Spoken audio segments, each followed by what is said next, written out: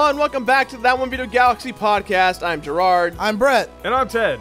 And we are back after a 3-week hiatus, I believe. Yes, we took 3 weeks to decide that Ted should sit furthest away from us. We took a poll. I smell. No, it's not that you smell. With my nose. Boo! That is why you sit all the way over there. That is why you sit uncomfortably against the armchair. Shame. And Shame. if indeed the camera messes up once again this week, you'll just have to imagine that Ted is sitting very far away from us today. It's true. I can't touch it. Like, it'd be so awkward. Everyone's been saying that you've been touching the mic. You're not touching the mic anymore. There's no touching it now. No touching the mic. You I'd can't, have if you to be touch like, the mic, touch So the guys, mic. let me tell you. don't touch that mic. That would be weird. So we've been gone for a while, and the Kermits have still been coming in. But I think the big thing that we want to talk about today is where we've been, where we're going, and just kind of the state of the affairs of the office and how things have been changing lately. Because we've just been super overwhelmed across the board. We've been firing at all cylinders. That sounded like... I heard it too. We've been firing people. We've been firing people left and right. we got rid of Ted without telling him. This is Ted's announcement, guys. This is my last podcast. Yeah. Bradley, just put like a zoom in on Ted's face right now and put in a little sad music and just slowly fade in shitty Arial font Ted's last podcast. Poor Ted. Poor Ted. No, we've just been under a lot of pressure and stress here at the office. I want to talk about the brand deals. I want to talk about the current YouTube climate. Oh boy. I want to talk. I know this is all stuff that like. Pleasant This conversation. is, I know. this is when Jirard Really goes off happy to- for like 20 minutes at a time. I'm so sorry. This is get ready. No, but you know what? I feel like it involves you two, to a degree, especially you, Brett, since you've got Couch Fighters going. Yeah, but we're such small potatoes that like. It's not about small potatoes though. It's about the I love climate. Potatoes. Yeah, but like What was that, Ted? I like potatoes. I love potatoes. I think we made a mistake. Sorry. Yeah. What happened to you? This is you. See, this is you trying to be fucking funny and entertaining. Look at him. Look at him. Default Ted is best Ted. Default Ted. Everyone on the Beer Bros Discord, please make your default photo Ted for the next week. Ooh. That's huge. It's what big Ted always deal. wanted, you guys. Do I have to do that too? No. Okay. You can be whoever you want, Ted. If you don't want to be yourself, you don't have to be yourself. You're the best boss ever. Ted, if you could like live a day as a celebrity. Who would you be? Just a day? A Yeah. day as one celebrity. No commitments because just a day. And you can choose the day, you can choose the celebrity. You can Chris choose Pratt. Chris Pratt. Chris Pratt? Yeah. Why? He's not afraid of being naked. But you have to understand that you're still you in your head in this person's body. Yeah, you get to be Chris Pratt for a day, but you're still Ted. In your head. Yeah. Okay. So you would be afraid of being naked. Oh, crap. So would you still be Chris Pratt? Maybe. All right, man. Okay, Can I good. be a woman? All right. Brett! I tried. Oh my goodness, Brett. Holy shit. All right, let's discuss what's been going on lately. In March and April we had some pretty intense games. What did we do, Brett? We talked about I don't remember. Man, these games come out and I immediately forget everything about them. So do I, and I'm playing them.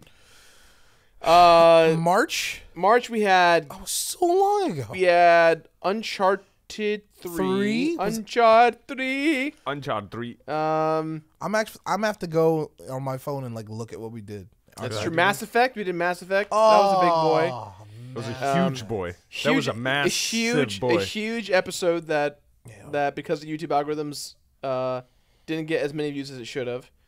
What else did we do in March? Sly Pooper.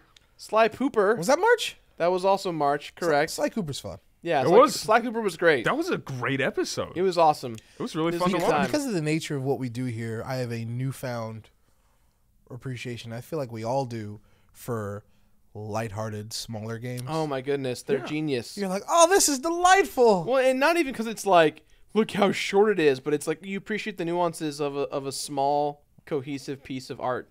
Cohesive piece of. Cohesive cohesive pieces. sneezes. Reese's cohesive pieces. Just a bunch of games that like make sense. E.T. used to get down on some Reese's Pieces. Yeah, he did. Reese's Cups. Reese's Pieces became famous because of E.T. Bullshit. I kid you not. Reese's Pieces were already famous. E.T. launched Reese's Pieces. Stop. This is not like The Wizard and Mario Alien- Brothers 3. Alien food. You're acting like Reese's Pieces didn't exist before E.T. No, it did. It did. But the popularity of Reese's Pieces skyrocketed because of E.T. I'll believe. Skyrocketed. Are you stoned today? What is going on? What's an alien joke? Oh. Aliens don't have rockets, Ted. They have UFO spaceships. Racist.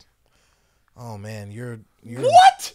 Ted is embracing his new role right now. Oh my goodness. What's my new role? Is because we pushed you far on the couch? Listen, guys, I'm just off caffeine. What happened? Oh, the video is totally out. Yeah, it just stopped recording.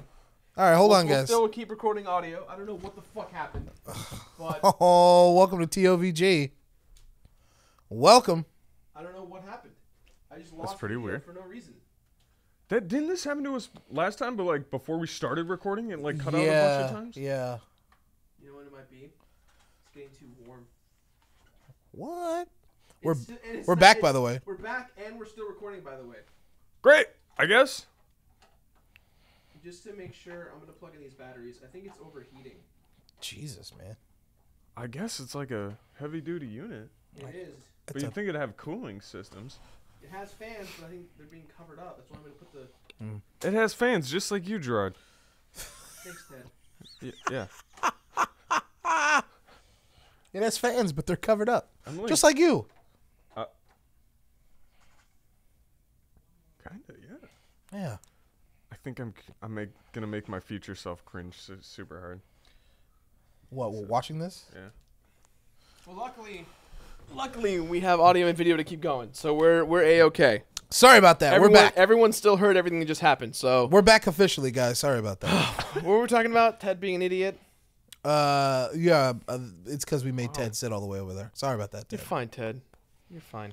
Okay. Yeah, so we had Sly Cooper, we had Mass Effect, we had Uncharted 3. Mm-hmm. We had one more in March. That was a big one. Oh, well, not really. Wolverine. That was March? Wolverine, yeah, beginning of March. It was the same day as the Switch. Wolverine did stupidly well.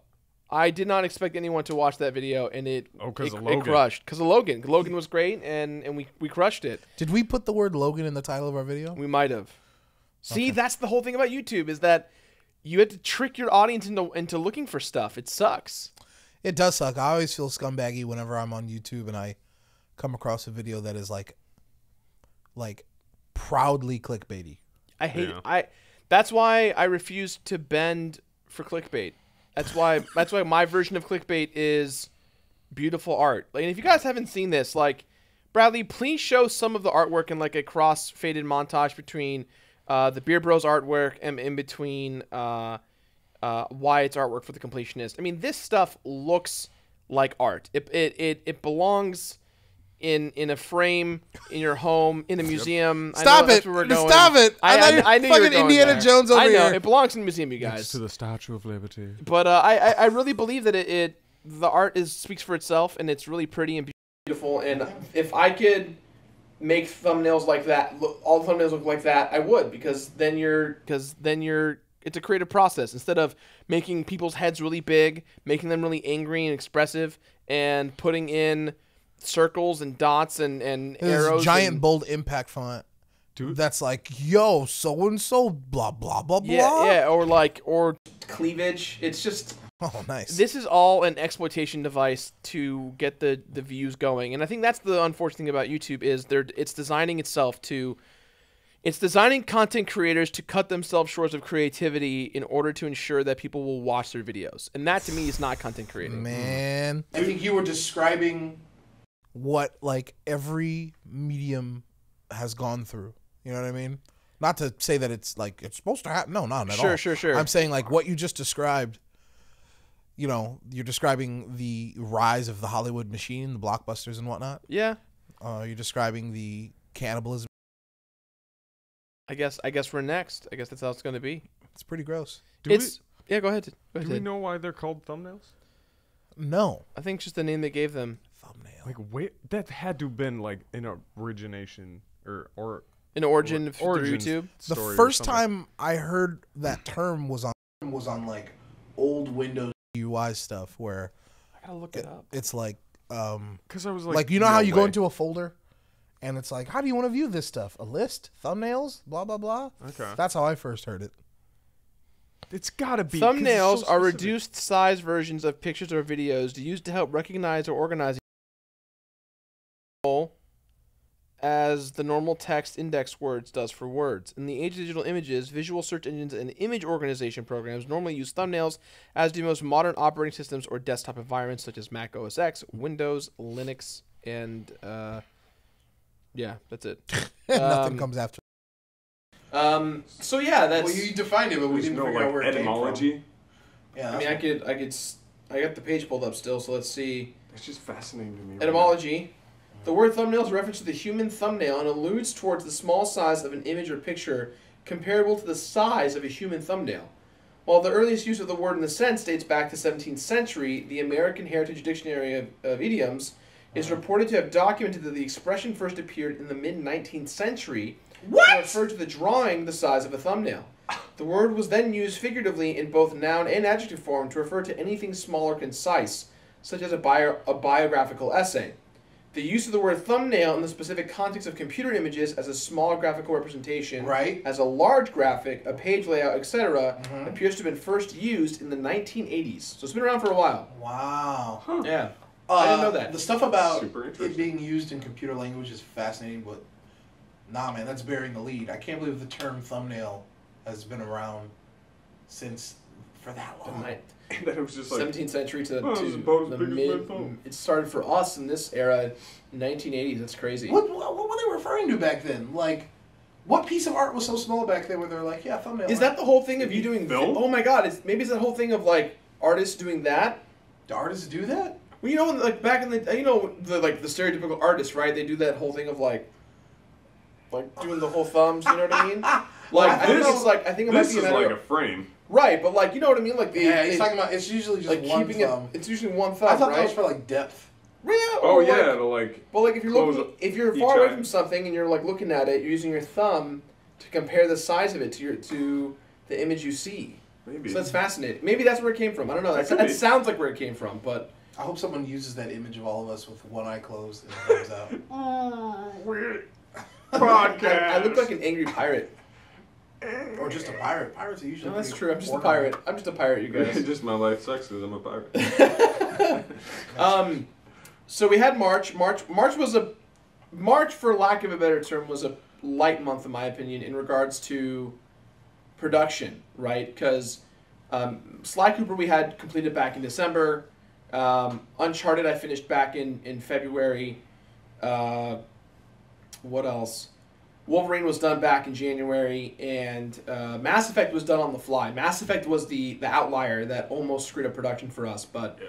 we made it through that one. That one turned out really good. It's too big. It's a very big game, very big production cycle for that one. Okay, it's too big. April was honestly the worst month of the year. Yay! I have never in my life experienced a month like April the way that we did. Well, that's due to like, hey man, brand new games, no time to. We had play them. two brand new Oh, games yeah. that killed us here in the office. We had starting out God of War, Ghost of Sparta, simple, clean, easy, good episode, easy to do, fun to watch.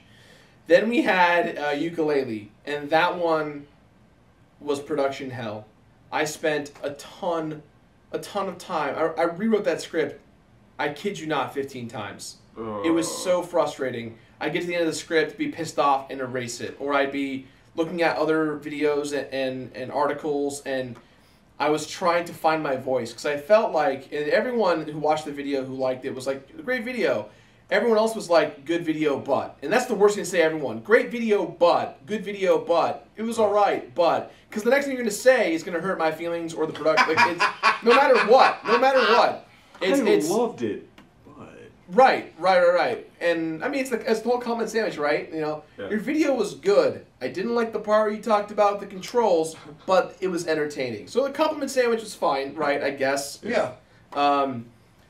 But that video was really stressful because, one, we had no guides. There was nothing out there to help us find anything. Two, I knew what the climate was. I knew that it was Star Fox Zero a year later. Yep. I was the only one who actually completed and loved Star Fox Zero on day of launch, and the internet hated it. And so it was definitely a very much the same vein of that, where I had to approach it differently than I do most videos, just because the climate, the score, and again, we talked about this on the goddamn podcast a week before Ukulele. Scores don't fucking matter. Scores don't mean shit. And it never rang more truer than when in the video, the discussion that we had for Ukulele. After that was Pikmin. Pikmin was a joy. Pikmin was easy. Real sleepy time lullaby. It was beautiful. It was great. And then we had 2 weeks ago the infamous Breath of the Wild. That one I think may have killed all of us. It's too big. It's too big, but we did it. Why do we keep playing these big ass games? Yo, but look at the video views. Put the views on screen. That's why we play them, because fans want to see it. All right, fair enough. And then we started this month with Ultimate Marvel vs. Capcom 3, which at the time of filming this, we don't know what you guys think of it, but goddamn, that episode was a lot harder than we thought. We thought we were doing a cooldown week. Nope, we don't get no cooldowns here on the Completionist. You can't play modern fighting games because you can't. Like, there's too much online stuff. They're not designed for Completionists. They're designed for long haul Completionists. Which makes sense. Which is funny because I actually completed the first Marvel vs. Capcom 3 for PS3 back in the day. Yeah, but did you get the titles in that game back in the day? Oh no, I didn't. So I just did everything else. Right, totally different thing. You're right. No. But this time I did, to the best of my abilities. So.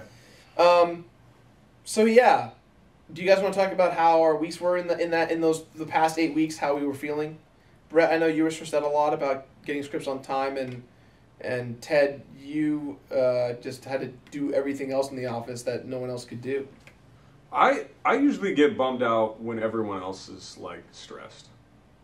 Like when everybody else has too much on their plate, that like I just see humanity leaving their face, and it's just like that was me disturbing. That was me last week. You saw me reading my eulogy. You saw me like staring at my gravestone. Yes. Yeah. Like that all plays in my head when people are like, "My life is the end," and I'm just like, I don't know what to say or do.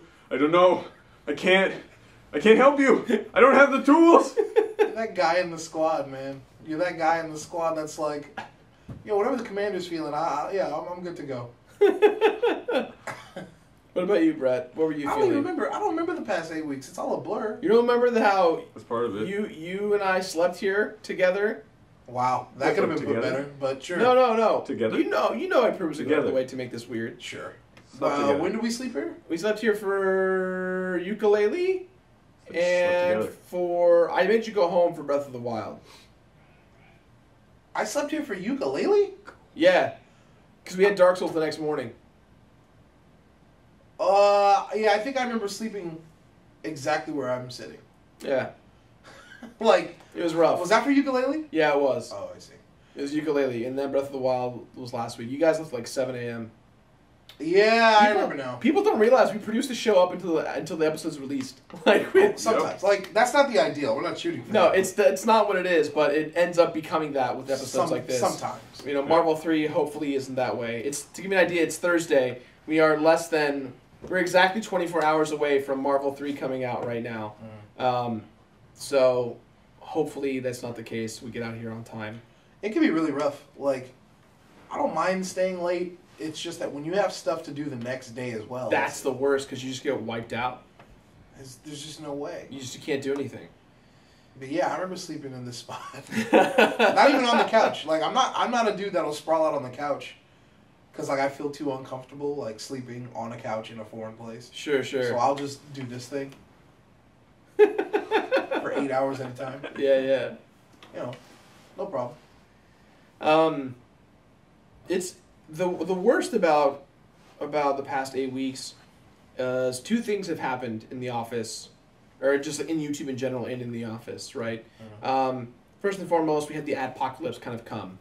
Basically, content creators across the board went from seeing ads that would pay $5 to $10 each for CPMs to penny ads, 10, 15, 30 cents. And we were definitely hit by it. To give you an idea, I guess YouTube TOS says we can't say numbers, but like actual numbers.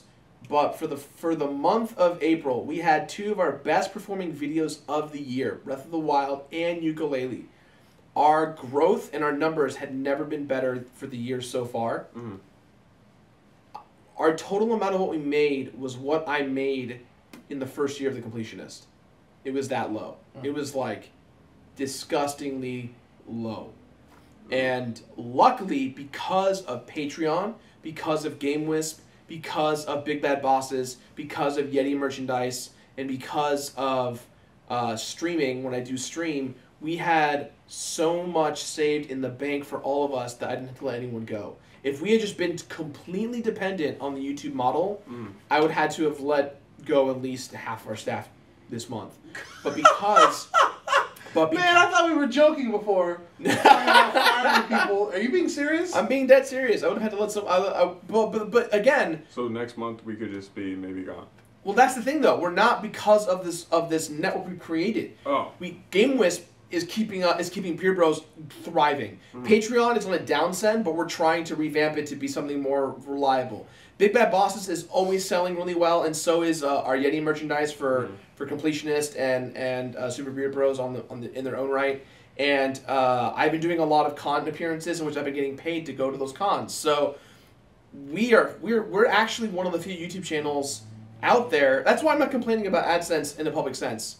Everyone on YouTube has gone to Twitter and Facebook and Instagram and Tumblr and made these huge elongated posts about how they're not going to be able to live this way anymore. They're going to have to change. And I'm there. I see the writing on the wall, and I totally understand that. But because I took a lot of precautionary steps, I've always thought this was going to happen.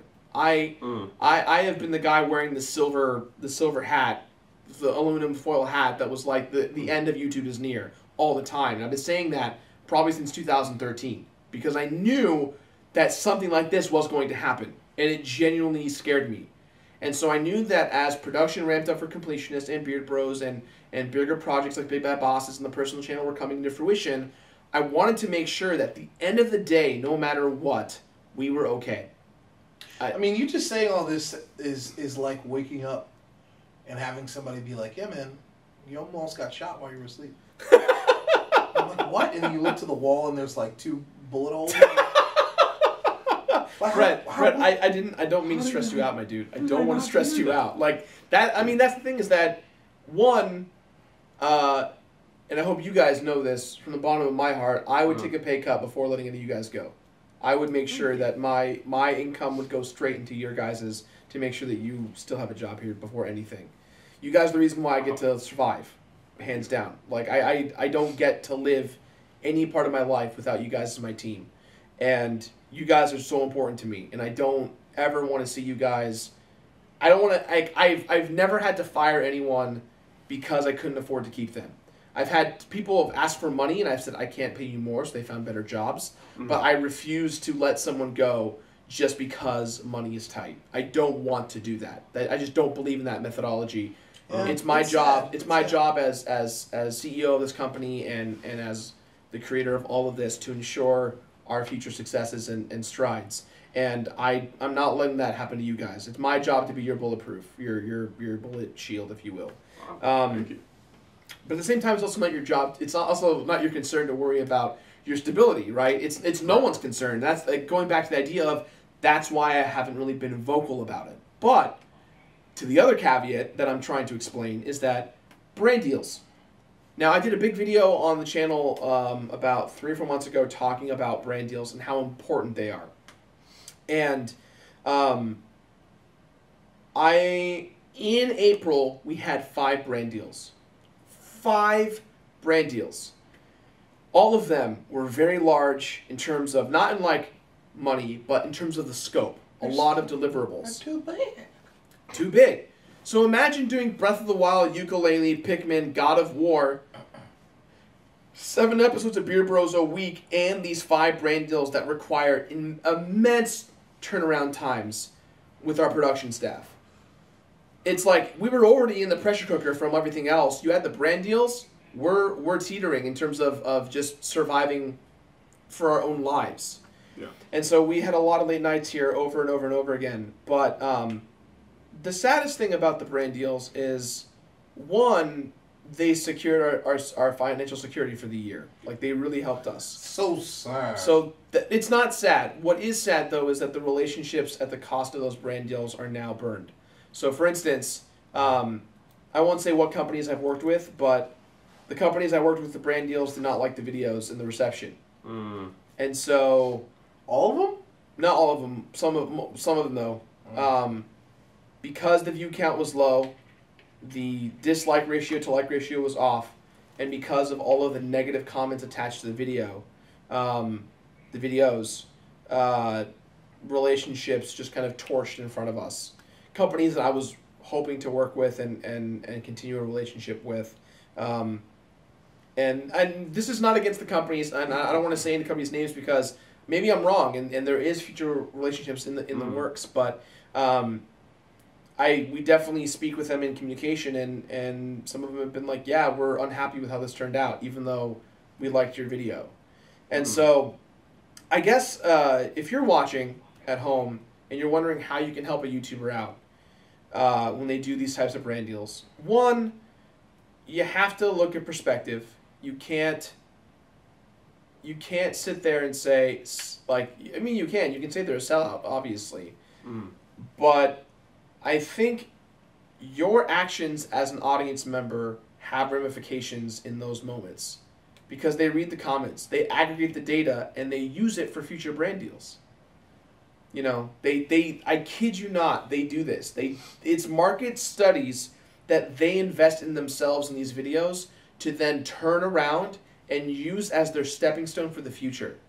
So if a company is brand new and they do this, they take this risk and it doesn't pay off, they take that data, they not only blacklist that YouTuber or the streamer they worked with, but they now know what the prices are, what not to ask for, what to ask for, and how to eschew it even more. And that to me does two things. One, it really severely takes away creative limitations. Because now it's like you have to make this way the thing that we want you to and not the thing that you want to do. And two, it makes them trust people less. It makes the relationship not as stable. And so that to me has been the hardest. Because I've really thrown myself into those comment sections and looked at all the writing and did all that stuff. That One Video Gamer is not a Let's Play channel. It's never been a Let's Play channel. I'm not doing Let's Plays on That One Video Gamer. I've done one or two, but minimal stuff. They want Let's Play content. They wanted me to Let's Play everything, and I said, no, I don't want to do Let's Plays. Right. You want Let's Plays, you go to Beard Bros. I made a specific point to make the content more viable, to make it more meaty, and more of an actual production. Sure. But people perceive it as I am the puppet of the company, or that I am just washed out by them, and that I'm skewed because they paid me to do it. And I can't, no matter what, I get criticized on two fronts. I get criticized for not being transparent. I get criticized for being too transparent. So it's very frustrating because all I want to do is work with these companies and have great relationships and make great videos with them, but I can't because the audience turns against me. Do the companies say you're too transparent? No, it's comments. Weird. And so it sucks because, you know, I just want to build relationships with everyone. I want to have a cool Rolodex of companies to work with, and not because of the money, but because of the respect. Yeah. Look at the gaming companies that I get to work with. Nintendo. That's it. I have one company to work with. And not that I don't like that. I love Nintendo and I will work with them to the day I die. Sure. But I want more relationships like that. I want to take pride in my relationship with them because when I succeed, they succeed, and vice versa. And it makes me happy and humbled and honored to work with them. Brett, wouldn't you love to work with Capcom in every degree? Yeah, sure. Wouldn't you be, like, ecstatic if Capcom was like, hey, Couch Fighters, like, make Street Fighter content. We'll support you. Yeah, we're too thuggish over here, though. What do you mean you're too thuggish? What does that mean? We say too many F-bombs. They don't care about that. They probably would, but it'd be exciting. But the idea, though, is that it's passions aligned, right? And it's hard to make your passion can be seething, and people perceive that as you're not actually passionate, you're getting paid to be this way. Mm-hmm. And so it creates an awful environment for us. It could be tough. I imagine hearing all of those misinformed opinions about yourself would be infuriating. But I also imagine that, like, when you step into this realm of the public sphere, learning to not care is like a tantamount. It's like important. Still hard to do. I don't think anybody can do it 100%, you know. Even the most hard-nosed, rhino-skinned content creators, I will bet, still feel the sticks and arrows, the little stings every now and then, I imagine. Yeah. It's tough. Those videos hurt the most because it ends up not being the vocal minority. It ends up being the vocal majority, and that's what makes it so hard. That's what really fucks me up personally. Mm-hmm. Especially because I'm in the trenches from start to finish. You know, I could say no to all of these deals. Especially for TOVG, I make a point to not accept games that are bad. Like, I don't believe in Candy Crush or any of those mobile games. You know, I just don't. Like, Super Beer Bros, great. If you guys saw that 10-part Clash of Clans brand deal we did, if you look at the subtext of what Alex and I are saying, we had so much fun making fun of that game. And it was so meta because no one knew. Like, the game developers were like, this is great. But at the same time, Alex and I were like, yo, our main character is Randy Orton. Like, literally, he was Randy Orton. They photoshopped Randy Orton into Clash of Clans. Look, that is Randy goddamn Orton. I kid you not. They didn't even try. It's just fucking Randy Orton in a god... Like, the WWE can easily sue them. Sorry for calling you out if you're watching. You probably don't like me anyways. But anyways, I made it a point to not do those deals there. Beer Bros is where it's at. We have Super Sellout Bros. That's like shameless plug. Yeah. By the way, if you're a mom and pop place and you want us to pimp anything on Super Beer Bros, give us some cash and we'll do it. I'll drink a bottle of barbecue sauce on Beer Bros. I kid you not. No, I will drink it. No, if you pay me for it and it means promoting a small mom and pop place and making them popular, fuck yeah, I'll do it. Can I pay you for it? No. Do you own your own mom and pop barbecue sauce place? No, I just want to see you drink barbecue. So. I'm not gonna. I would actually like to see that as well. Guys, I'm not gonna drink. Do you want to chip in? Guys, We can make this happen. guys, you're missing the point here. Go to the GoFundMe, Jirard drink barbecue. If I get some barbecue sauce from McDonald's That's and dangerous. have Ted buy it off me for $0.25, am I technically a mom and pop barbecue? No, that's not how it works. Could I then? Yeah, that's it. Yeah, I think technically We got you. No, time I to got drink you. some barbecue. guys, this is not how it works. I think I understand business a little bit better than you do, right? Guys, it's happening on Beer Bros. With that said, that's where we've been. We don't know where we're going. We don't really. I know where we're going, man. Summer's coming up. Oh, Summer's yeah. gonna be busy. I'm literally gone all of June and July. Yup. I have to complete 8 games before I leave and voice those scripts before I go. Hooray! Yeah, and then when I get back, we're going into fourth quarter to defend it, so that'll be great. Evo's coming up. Should be fun. Evo! I'm so hyped for Evo. It's going to be great. Guys, come to Evo. We'll be there. Ted, you're gonna be there, right? I'm going to be there. Yeah, it should be fun. We'll all I'm be gonna there. go. The whole office will be there, I No. think. Who's not going? Bradley, probably. Yeah. Everyone else but Bradley will be at Evo. Bradley, you can come if you want. There's Smash there. You're invited. It's just, you know. You can be there on Skype. We can Skype them in. Virtual. This is Ted's bit. It's a good- virtual trip. Is it a bit? Or is Yeah. That's the thing. I don't think it's ever a bit. I think I know exactly when Ted is bidding and when he's not. This is him failing. Bidding. This is when he's failing to bid. This is a bit. This is a bit. Yes, all of this has been bit. Oh, this is so comfy. All right. With that said, let's get to the comment section. Wow, are we doing Kermits already? Kermits. Put it on the Kermit store. Kermit Sturm. Kermit Sturm. Kermit Sturm. All right, here we go. Yes. This is from Josh. Hello, Josh. Incoming. Greetings, Jirard, Brett, and Ted, and everyone else at the TOVG headquarters. I just want to first of all say that I have enjoyed all the podcast episodes as I listen to them while I work, and I've enjoyed everything you put out so far. Not only on this channel, but on TOVG. But I wanted to ask you guys a few questions that I thought that I would love to ask, even though I'd love to ask many.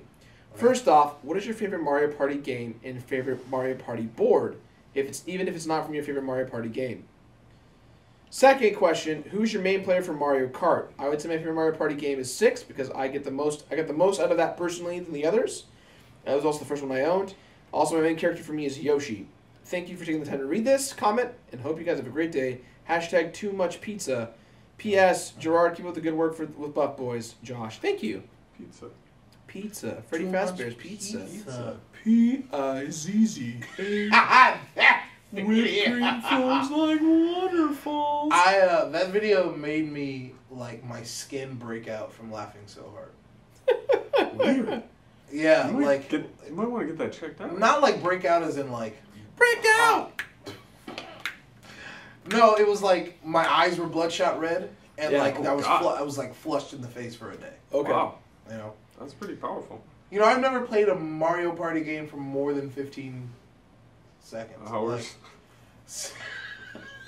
I'm gonna probably 15 minutes. So I don't know. I don't know if I can answer that question. I'm going to say one of the most underrated Mario Party games, in my opinion, is Mario Party 8 for the Wii. It was really good. I really liked it. Had really fun, imaginative games for the Wiimote. Easy to pick up for anyone. I really liked that one. That was the last one that I genuinely was like, this is fun. Right. Favorite character from Mario Kart, Brett? Who do I usually play in Mario Kart? Oh, if he's there, Waluigi. Wah! Because he's funny as hell. I probably play as Baby Mario. I go fast. Sure. Ted? I played some of the old Mario parties. Do Okay. you remember any of them? I don't remember which ones, but I liked them. Did you play them in that like weird, fucked up basement? No, I played it in my friend's basement. How was that basement? It was really bright. There was a window to the outside. Are you sure that window wasn't really a gate to hell? Yeah. Okay. I'm pretty sure. Just, you know, I'm still worried about you in that basement. It was a different basement. Mario Kart character, Ted. I don't know. All right, we'll get back to you. Whenever you're... But whenever- we had a game we would play Oh boy. where we would throw Nintendo stuffed animals at each other. Read the That's next not... That's Read the okay. next comment. Ukulele and 3D platformers from Aaron. Dear Jirard, Brett, and Ted, I've been a fan of TOVG and related channels for the past couple of years now, and having been introduced to Jirard the Completionist, Jirard and the Completionist through Matt Pat and the Game Theory binge, I haven't regretted the choice to subscribe. I just wanted to say that the recent episode of the Completionist on ukulele reminded me of my earliest childhood memory relating to games. I was maybe 4 or 5 and at my cousin's house when I stumbled into a room where my mother had booted up a game that, to my knowledge, she had just purchased. Spyro the Dragon. Playing that game is what made me love games in the first place. It's probably why I personally enjoy 3D platformers over any other genre of game. Heck, the original Spyro trilogy is among the small list that I've gotten to 100% on the save files. Nice. With that out of the way, I wanted to ask, what is each of your earliest memories of relating to video games? Specifically, that one game that made you want to play more and made you passionate about video games as a whole. All the best, Aaron. Good question. I played a lot of the original Super Mario Brothers when I was little, but I'd say my biggest passions probably fall because I used to play NES when I was very little, probably like 2, 3, 4. But the first system that was like really mine, and that I was like not too dumb about, was the Sega Genesis. So I have a lot of fond memories about Super Street Fighter 2. Mortal Kombat's 1, 2, and 3 on the Genesis, and like Sonic the Hedgehog's 2, and Sonic the Hedgehog 3 and Knuckles. Knuckles. I have such fond memories of those games, and like when I think about nostalgic gaming, like yeah, I'll usually fall back like on those, as well as they may not be the first, but I think the system that I think of the most when I'm like, oh man, if I could just like, let me put it this way. If when you died, you get to like just live an era of your life forever and never age. The one I would probably choose is the era when the Sega Saturn was around. Getting to play all those games was heaven for me. Like, Sega Saturn is very expensive nowadays. I'll bet. But like Fighters Mega Mix, oh, I love that shitty ass game, and like all the fighters on that system were excellent. That was a good time. But as far as first games go, yeah, I probably like those old school fighters and like Sonic the Hedgehog. Sonic 3 and Knuckles is a fucking masterpiece. My name is Knuckles. He didn't say that in that game, but he was thinking it. I was mainly a PlayStation kid, so basically that era of Spyro and Crash was I was home. Like, are you excited for the new Crash trilogy? Yep. Yeah, I'm gonna play that. Oh, I'm buying it. Yeah. I will say the one thing I'm a little bummed out about for that is the lighting. What's wrong with the light? Like, everything, there's lack of lighting. There's just not really. You're saying it's too dark? Yeah, I mean, like there's some artists out there who've been like, yo, like the light could be better, and they like would keynote their own light in there, and it's like, they're right. It would look better if they had like light sources that illuminate Crash at certain times and stuff. But really, it's just the lighting is a little on the flatter side. But other than that, I'm really excited for it. I'm really happy to see it come back. Yeah, man, I'm really excited to be frustrated by those games once again. Should be great. I think one of my earliest gaming memories, and this is why I talked about it a little bit, is Werewolf on the NES. Werewolf by Data East is one of the worst games I've ever played in my entire life. It is so hard. It's very bad. But as a kid who had no concept of difficulty, who had no concept of frustration, and who just loved listening to cool things, I would purposely play Werewolf just to hear the music. Huh. How did the music go? Oh my god. No. I want you to mouth that shit. Mouth it. Okay, so in the first stage it was like Alright.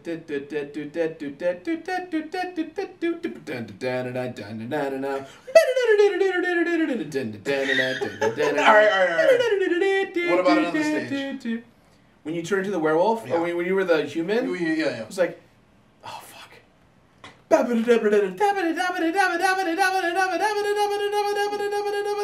It was really cool. Badass. Nice. Yeah. Oh, and then when you got into a fight with the boss, it'd be like. Why they gotta come with the smooth ass like 1980s sitcom music for the boss? Sounds like Golden Girls. And like the guy like has no arms, but he kind of like comes at you like this. When you've got no arms and have to fight a werewolf man. That game was so hard. It was the first NES game I ever played, and I tried to beat it, and I never did, and I still haven't to this day. And that'll be the third to last episode of the Completionist. Probably. Sick. The road to the Completionist is nigh. The road itself is nigh. The road is almost. We haven't been on the road this whole time. No. No, we were just. No, we're still following the yellow brick road at this point. We're on a holding pattern on the tarmac right now. Yeah. Oh yeah. We've been there for like 8 hours. Thank you for your question. Thank you. That was a good question. Yeah, it was a good. Kermit. Kermit. Jirard, Brett, Ted. I've been a fan of TFG channels ever since the time the Mother 3 playthrough on Beer Bros. Honestly, that game meant a lot to me, and I really felt like you guys did it justice. I've been watching almost all the TFG channels ever since. I do not, however, currently watch Super Couch Fighters, as with the exception of Smash Bros. How dare you! I'm not into fighting games at all. Sorry, Brett. So the question for Brett is there anything that can get me out of Couch Fighters, even though I'm not a... Is there anything I could get out of Couch Fighters, even though I'm not a fan of fighting games? Question for Ted and the other editors nearby. What has been the worst episode to edit due to the callouts in Beard Bros? Jirard, what is the best and worst kind of game to complete? Thanks again for all the entertainment over the years. Rob, a.k.a. the Nintendo Freak. Thank you, Rob. Ugh, that's a lot of questions. That's a lot of questions. Well, since it was last, I'll just answer it quick. I would say the worst was Drunk Bros, but it was super fun to do.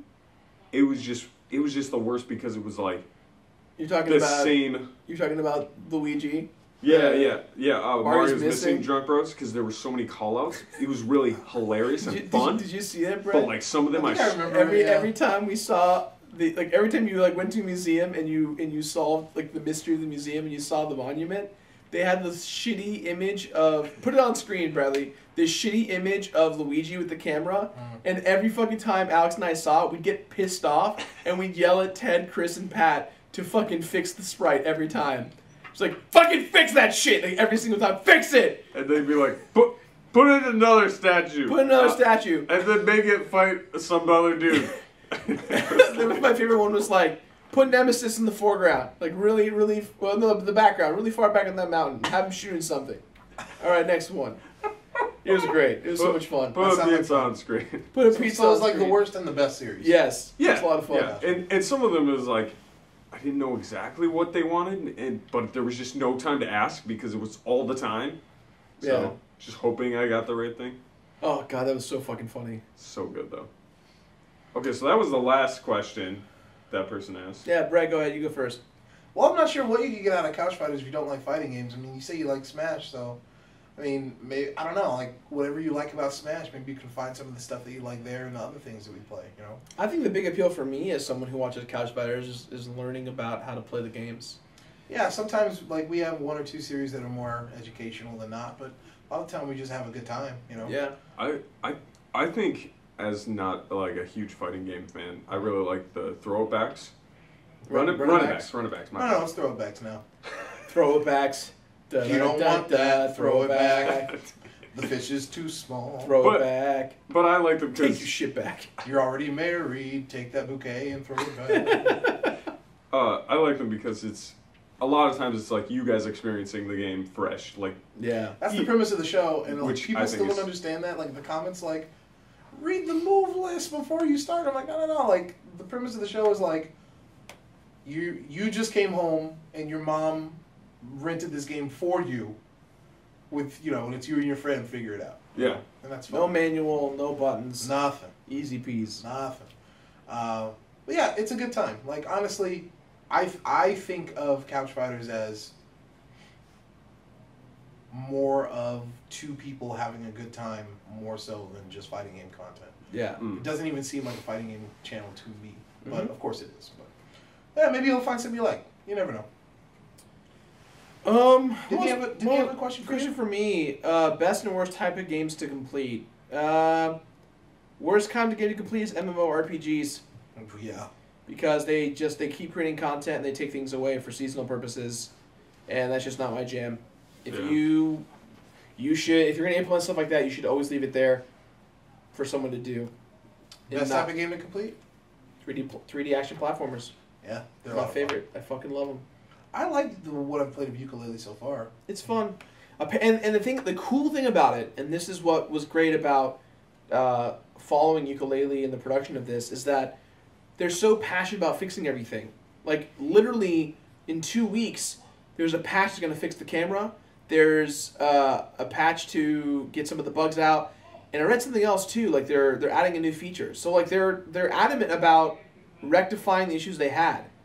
And I think that to me is the sign of a good longevity of a company, is that they're a small startup who's trying to make ends work for them. And I'm really excited to see what comes of ukulele. Mm. Thank you for the Christian. Thank you very much, sir. Let's do our last There you go. Christian. Last Christian. Only one more Kermit? Yes, one more Kermit. Kermit. This one's from a Jacob, sent from his iPhone. Hey Jirard, Brett, and Ted. I'm a huge fan of all the passionate content you guys put out and watch as much as I can in my free time. Your guys' love of video games and general advocacy makes me appreciate all of the hard work you put in. My question is derivative from something I'm very stern about. Recently, I picked up a Dreamcast and I'm looking into buying most of the Capcom fighting games that came out of those days. Oh, good times. Specifically, Capcom's Street Fighter Third Strike Yes. and Marvel vs. Capcom series. Yes. These can be a little pricey for me, and I have the option to buy them digitally. However, I personally hate downloading games unless it's an indie title because to me, it doesn't feel quite right. A physical copy of a game to me is always more enjoyable since I prefer looking at the box art and reading through the manuals. Even so, playing these older games on TV, on CRT TVs, look nostalgic of my childhood and make me feel like I get the complete experience. Okay. What is your guys' opinion on playing games on the original systems, and do you really care for physical copies? Thanks a bunch for reading this, Kermit, and keep on being #typeboys. Love Jacob, sent from his iPhone. Yeah, man, I don't care. I think we've talked about this a little bit before, Yeah, but didn't I don't care about playing things on the original consoles. Like, as long as it plays well, I'm in, dude. I'm in. Do Like, we have this, Kermit? I don't think so. I think we just talked about it before. I think. But, yeah, dude, I'll play it. Oh. If I cared too much about playing things on the original consoles, there'd be certain titles that'd be lost to me forever, you know? Same thing about digital versus physical. Like, I don't care. And yeah, it's cool to look at the box art and through the manuals, but in my opinion, that's what Google is for. I can understand. I'm not saying you're wrong. I'm saying I don't care. It's fine that you do care. But yeah, personally, like, yo, just let me play the game. Does it run well? Gimme. You know? Sure. I prefer digital because usually there's enhancements to make the game look better from a visual perspective. And for a convenience perspective. I don't want to bring over my $125 copy of Marvel vs. Capcom to a friend's house when I can just log into my PS4 with PS Now and just stream the game real quick. At the same time, though, I also believe in owning both. Like, for instance, Ultimate Marvel vs. Capcom 3. It's the video for this week, right? It is a GameStop exclusive, so if you want to physically own it, you have to go to GameStop and buy it. What? Yeah. Oh, you mean for the PS4? For the PS4. Oh, okay. Is it out on Xbox One physically elsewhere? I don't know. At the very least, I went and bought a copy of that game. Because here's the trend, especially for Marvel games. Mm-hmm. Marvel games were rare as fuck to find. Then they digitally released Marvel vs. Capcom 1. Mm-hmm. They digitally released Marvel vs. Capcom 2. They enhanced the shit out of it. And then Marvel 3 and Ultimate Marvel 3 came out. When Disney lost the license, or when Marvel lost the license with Capcom and with Disney and everything, those games went from being not so important anymore to a second time of being very important. And so systematically, I've had to buy those games for myself, and they got even more expensive than before. Mm-hmm. And so at this point, I think I own it on every major console. I'm pretty sure I do. Which one? Marvel 1, Marvel 2. You own Marvel 1 on every major console? I think so. Bullshit. Do you own it on Dreamcast? Oh, fuck, I don't. I used to have it on Dreamcast. That's the one. I had it on Dreamcast, and I had the disc for it, but Really? not the box art or anything for it. Really? My entire Dreamcast collection got tossed on the garbage. What? Yeah, my dad and I got into a fight when I was a kid, and he tossed my Dreamcast away. So I have no Dreamcast games. At least you didn't punk out and give yours to some woman. That's true. I've been meaning to get back into building my Dreamcast collection, because personally I think the Dreamcast is one of the most underrated consoles of all time. That thing was a beast. I literally, at one point, ranked #1 on the Sonic the Hedgehog leaderboards for my Chow, because they had Sega Online, and I wanted to get that Chaos Black Chow. I wanted it so badly that I had to breed my Chows to race, and I paid money to use my my phone 56K modem into the back of my Dreamcast to try and race, and I had the Sega Dreamcast keyboard and everything. God, I miss those days. It was a lot of fun. Yo, I loved raising chows. Did you really? It's very cathartic. It's very cathartic. I remember getting into it for a little bit, but I would never. I think they did a better job in the second one. The second one they streamlined it so much more. Yeah. When I think of that era, I think of my room at that time, at my house at that time, and hearing that jungle song and digging through the dirt with Knuckles. That song is like, oh yeah, yeah. You know the one I'm talking about? Who is it? Oh yeah, yeah. Oh, you're talking about the Sonic first Adventure, one. yeah.